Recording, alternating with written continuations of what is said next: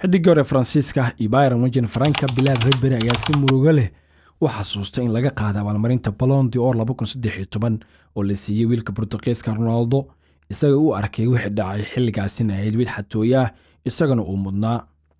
halgankii lagu jiray ku guuleysiga abaalmarinta 2013 Ballon d'Or ayaa ku koobnaa 3 ciyaartooy sida Ronaldo, Frank Ribery iyo wiilka Argentina Lionel Messi.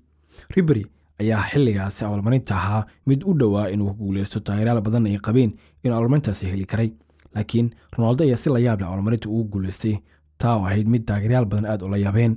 Ribery ayaana saxaafadda kanalka Faransiiska Canal Plus la hadlay toddobaadkan ayaa ka sheekeeyay xilligaasi wixii dhacay iyo wixii uu dareemay. inaan helin abaalmarinta waxay ahayd xanuun badan gebi ahaanba waa waxaan la fahmi karin. waxaan ku guuleystay dhammaan koobkii waxaan goobjoog ka ahaa A ilaa Z kooxdeeda iyo xulka qaranka Faransiiska. Bayern ayaa xilliga ku guuleystay saddexdii taariikhiga ahayd uu hogaaminayay Ribery iyadoo ku guuleystay horyaalka gudaha 2 koob iyadoo xitaa Champions League ka qaadeen Borussia Dortmund. Ribery wuxuu intaa ku daray waxaan ahaa mid ka mid ah goolayaashii ugu sareeyay kooxda 2 sano la soo dhaafay, waxaan ahaa midkii ugu sareeyay heerka xilligaasi. wax badan ayaan qabsaday, laakiin inaan abaalmarinta Ballon d'Or aan helin waxay ahayd wax aan aad uga carooday, waxaan ku tilmaami karaa xatooyo. isagoo hadalkiisii wuxuu yiri aniga waxay la mid tahay tuugnimo oo kale, waan la idulmiyay xilligaasi. waxaan u baahday taageero Faransiis ah ama Faransiisku inay taageeraan, balse ma helin taageero buuxda. ma jirin cid i taageerta waqtiga, inkastoo aan siyaarsara aan ula soo baxay qaranka, xulka iyo kooxdaba.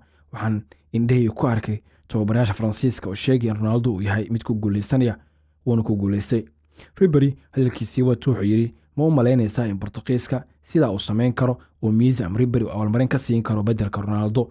ma u maleynaysaa Argentina inay dooran karaan Ronaldo inuu ku guuleysto abaalmarinta? wadaanka Bayern ayaa hadalkiisa ku soo gabagabeeyay qof kastoo Faransiiska joogo ma doonayo inuu ku guuleysto abaalmarinta, uma maleynayo xilligaasi in wadankaasi muhiim aan u ahaa. abaalmarintaas Ribery laga xaday oo la siiyay Ronaldo ayaa ahayd waqtigaasi mid lagu iibiyay xaraashka dadweynaha. wargeyska Marca Spain ka soo baxa ayaa shaaca ka qaaday in mid ka mid ah 5 kubadood dahabka uu ku guuleystay wiilka Portugiiska, gaar ahaan midii uu ku guuleystay 2013 lagu iibiyay xaraash samafal dadweynaha qiimo dhan 600,000 euro. lacagtan ayaa ku dhacday hay'adda samafalaha lagu magacaabo Make-A-Wish oo lagu daaweeyo carruurta la ildaran cudurrada dhif iyo naadirka ah. si laga soo xigto wargeyska Daily Mail ka soo baxa Ingiriiska, qof ku guuleystay nuqul ka mid ah abaalmarinta Ronaldo uu xaraashka ku soo bandhigay waa ninka ugu taajirsan Israel oo lagu magacaabo Eddie Over. hantidiisu waxay gaaraysaa in ka badan 10 bilyan oo euro, sidoo isagu yahay mid wax badan ka ganacsada macdanta, dhoofinta iyo tamarta marka lagu daro warshadaha. Ribery abaalmarintii xilligaasi uu sheegay in aan la siin xatooyina looga qaatay Ronaldo xitaa iska xaraash iska geeyay xilligaasi kadibna oo abaalmarintaasi iska iibiyay, taa ku tilmaamay inay ahayd mid xatooyo tuugnimo isagoo u qalma sanadkaasi laga ilduufay. waa sida uu sheegay isagoo aad u murugaysan Frank Bilal Ribery.